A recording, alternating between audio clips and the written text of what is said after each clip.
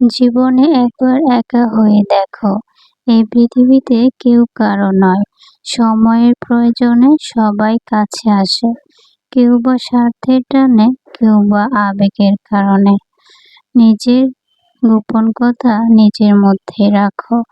যতই বিশ্বস্ত হোক না কেন, স্বার্থের আঘাত পেলে মানুষ রূপ বদলাতে একটু সময় লাগে না।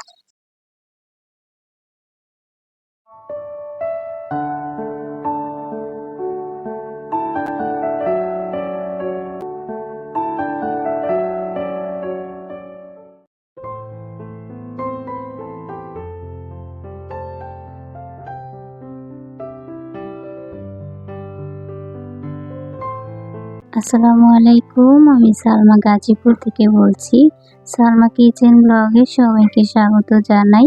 কাছে এবং দূরে, দেশ ও দেশের বাহিরে যে যেখান থেকে আমার ভিডিও দেখছেন, আশা রাখি আল্লাহর রহমতে ভালো আছেন, সুস্থ আছেন। আলহামদুলিল্লাহ, আমরাও ভালো আছি। চলে আসলাম আরও একটা ভিডিও নিয়ে। আশা রাখি আমার আজকে ভিডিও আপনাদের কাছে ভালো লাগবে। আর ভালো লাগা থেকে একটি লাইক দিয়ে শুরু থেকে শেষ পর্যন্ত থাকার অনুরোধ রইল। আজকে এই ভিডিওটি ছিল আমার কয়েকদিনের ভিডিও একসঙ্গে অ্যাড করেই করা হয়েছে। এখানে হচ্ছে আমি ফজরের নামাজ পড়ে চলে এসেছিলাম, আর আমার স্বপ্নগুলোকে একটু ছুঁয়ে দেখছিলাম। সেগুলো তো খুলে নেওয়া হবে, অলরেডি খুলে নেওয়া হয়েছে। তারপরে হচ্ছে কিচেনে চলে আসছি, বিরিয়ানি পাকাবো। ঈদের দিন যে মুরগি রোস্ট করেছিলাম, যেটুকু থেকে গিয়েছে আর কি, ওটুকু দিয়ে আমি বিরিয়ানিটা পাকিয়ে নিচ্ছিলাম। আপনারাও চাইলে এভাবে রোস্টের বাকি অংশ দিয়ে করে দেখতে পারেন, খেতে কিন্তু অনেক বেশি ভালো লাগে।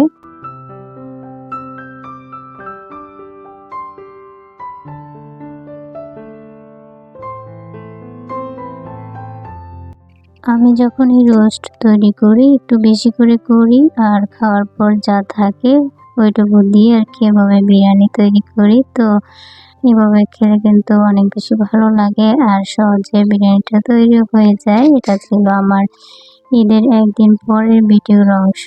তো তারপর বিরিয়ানি করে খেয়ে দিয়ে আমি ঈদের পরের দিন আর কি সারাদিন ঘুমিয়েছিলাম, সকাল 10টা থেকে দুপুর 2টা পর্যন্ত। এরপর আর তেমন কোনো ভিডিও করিনি আর কি। আর ভিডিওটা আমার দিতে অনেকটা লেট হয়ে গিয়েছে, কারণ হচ্ছে আমার কাজের মানুষটা ছিল না, বেশি ব্যস্ত ছিলাম, ভয়েস দেওয়ার সময় পাচ্ছিলাম না। আর হচ্ছে আমার বাবার বাড়িতেও গিয়েছিলাম। তো সব মিলে আর কি। তো এখন থেকে হয়তো আবার আগের মতো একদিন পর পর ভিডিও দেওয়ার ইচ্ছা আছে, দিব জানি না। বাবার বাড়িতে গিয়েছি ঠিকই, তবে কোনো প্রকার ভিডিও করিনি, জাস্ট প্রকৃতির মাঝে গিয়ে একটু করেছিলাম। সেটা হয়তো বা পরবর্তী ভিডিওতে শেয়ার করব। বাবার বাড়ি, খাওয়া দাওয়া এসব কোনো কিছুই আমি ভিডিও করিনি, কারণ আমার ফোনটা অনেক বেশি জ্যাম হয়ে থাকে। একটা ভিডিও না ছাড়া পর্যন্ত অন্য একটা ভিডিও করা যায় না আর কি। আর এই তো আমার বিরিয়ানিটা কিন্তু হয়ে গিয়েছে, দেখুন, দেখতে কিন্তু খুব ভালো লাগছে।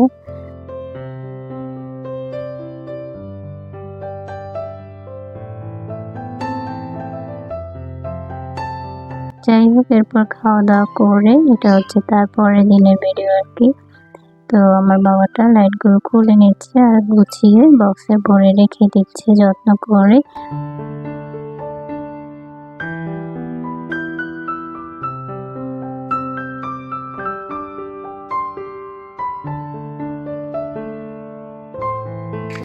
আমার সংসারে অনেক কাজে আমার বাবাটা সহযোগিতা করে।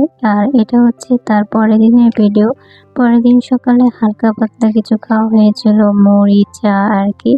তো তারপর হচ্ছে যে ফল, বিস্কিট দিয়ে দুধ দেওয়া হয়েছে, যেহেতু সকালে হালকা খাওয়া হয়েছিল। তো এরপর আর কিন্তু সারাদিন ভিডিও করা হয়নি। এরপর বিকালে চলে আসছি, এখানে কিন্তু আমি আবার পিঠা ভেজে নিচ্ছিলাম। তো পিঠা ভেজে নেওয়ার কারণ হচ্ছে ঈদের দিন যে পিঠাগুলো তৈরি করা হয়েছিল, ভাজা হয়েছিল, ওগুলো শেষ হয়ে গিয়েছিল। তো আমার হাজব্যান্ড দুপুরে খাওয়া দাওয়া করার পর বলছিল যে আমার কিন্তু ক্ষুধা লেগে যাবে ঘুম থেকে উঠলে। তো উনি আবার খাওয়া দাওয়া করে একটু ঘুমিয়ে গিয়েছিলেন। তো যেহেতু অফিস বন্ধ, ওনার কাজকর্ম নেই ঈদের ছুটিতে, তো আমি ভাবলাম যেহেতু বলেছে ক্ষুধা লেগে যাবে তাহলে কি করব, আবার উনি পিঠা আছে কিনা বলেছিলেন আর সামাইও আছে কিনা বলেছিলেন।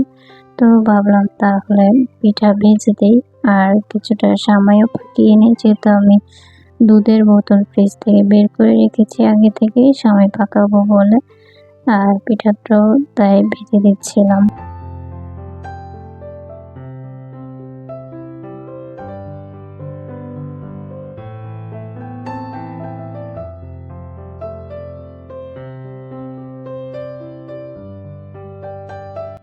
আজকে পিঠা ভাজার পর কিন্তু আমি পিঠাতে চিনি দিয়েছিলাম, গুড় দিইনি। এত বেশি ঝামেলার কাজ আমি করতে চাই না, ইজি কাজটাই আমি করি। তো আমার হাজব্যান্ড আবার চিনি বা গুড় খোঁজেন, এই যে চিনি গুড় পড়ে গিয়েছে, এগুলো পরিষ্কার করে নেব। এদিকে হচ্ছে আমি অফ ক্যামেরাতে সামাই পাকিয়ে নিয়েছি।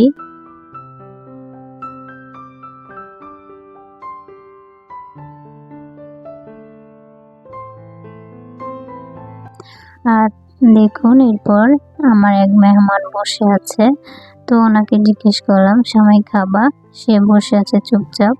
তারপর ওনাকে সবার আগে সামাই দিয়ে নিয়েছি আর খুব সুন্দর করে সামাই খাচ্ছিল। ওনাকে কয়েকবার সামাই দিয়েছি আর খেয়েছে, খুব ভালো করে খেয়েছিল। আর খাওয়া দেখে না অনেক বেশি ভালো লেগেছে আমার।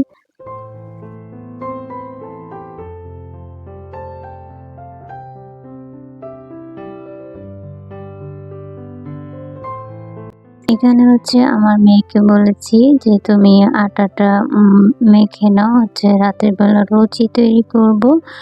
আর আটা মাখার কাজটা আমার মেয়েকে সবসময় দেয়, যেহেতু মেয়ে মানুষ, বড় হচ্ছে কাজ তো শিখতেই হবে। তো কিছু কিছু কাজ ওকে দিয়ে আমি করাই, যেমন কেক তৈরি করা, আটা মাখানো, এই আর কি টুকিটাকি। রান্নাটাও আমি শিখিয়ে দেবো ইনশাআল্লাহ। তো দুপুরবেলা দেখা গিয়েছে আলু দিয়ে ডিমের তরকারি পাকিয়েছিলাম, সেজন্য আলু তরকারিটা যেহেতু থেকে গিয়েছে আর সেজন্য ভাবলাম রাত্রে লুচি করে দিই, খেতে ভালো লাগবে। আজকের ভিডিওতে যারা নতুন আছেন প্লিজ চ্যানেলটি সাবস্ক্রাইব করে আমার পাশে থাকবেন। আমি 24 ঘন্টা পর আপনার কাছে পৌঁছে যাব ইনশাল্লাহ।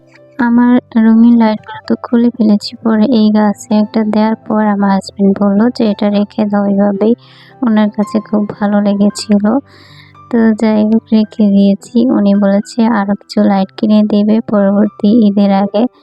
তো আমার তো এই কথা শুনে আরো বেশি ভালো লেগেছে। আর এখানে হচ্ছে বাজার শেষ হয়ে গিয়েছিল, কিছু বাজার নিয়ে আসছে, তো এগুলো আমি বের করে নিয়েছিলাম। তো ভাবলাম একটু এখানে ভিডিও করে নেই কি কি সবজি নিয়ে আসছে। এখানে বাঁধাকপি ছিল, পটল ছিল, পেঁপে ছিল, বেগুন ছিল লম্বা আর গোল, আরো অনেকগুলো অন্যান্য সবজি ছিল।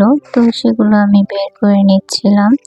তো আমার আজকে ভিডিওতে যারা নতুন আছেন, ভিডিও যদি ভালো লাগে প্লিজ লাইক দিয়ে আমার পুরো ভিডিওটা কন্টিনিউ করবেন।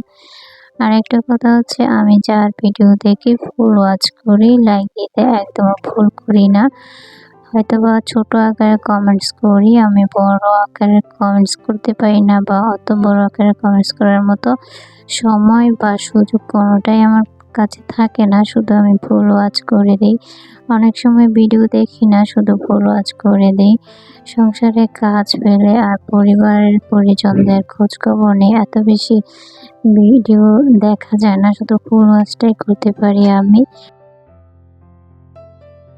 হয়তোবা অনেকে ভাবতে পারে যে ছোট একটা কমেন্টস করে হয়তোবা ফুল ভিডিও দেখে না বা কমেন্টস করে চলে যায়। যাদের এই ধারণাটা রয়েছে তাদের দুর্ভাগ্য, না হয় আমার দুর্ভাগ্য যে আমি তাদের বিশ্বাস অর্জন করতে পারিনি আর কি। যাই হোক, এরপর এখানে হচ্ছে আমি লুচিগুলো আর কি সন্ধ্যার পরে তৈরি করে নিচ্ছিলাম। আর আমার মেয়ে হচ্ছে লুচিগুলো ভেজে নিচ্ছিল। লুচি তৈরি করার সময়, ভাজার সময় যে কয়টা লুচি ফুলেছে ওই কয়টা ভিডিও করতে গিয়ে না আমি করতে পারিনি যখন ফুলেছে, আর যখন ভিডিও করি তখন তো লুচি ফুলেনি। এটাই হচ্ছে ঘটনা, ভিডিও করার সময় অনেক কিছুই হয়ে ওঠে না। যাই হোক, লুচিগুলো ভাজা হয়ে গিয়েছে, এরপর টেবিলে খাবার দিয়ে দিয়েছি।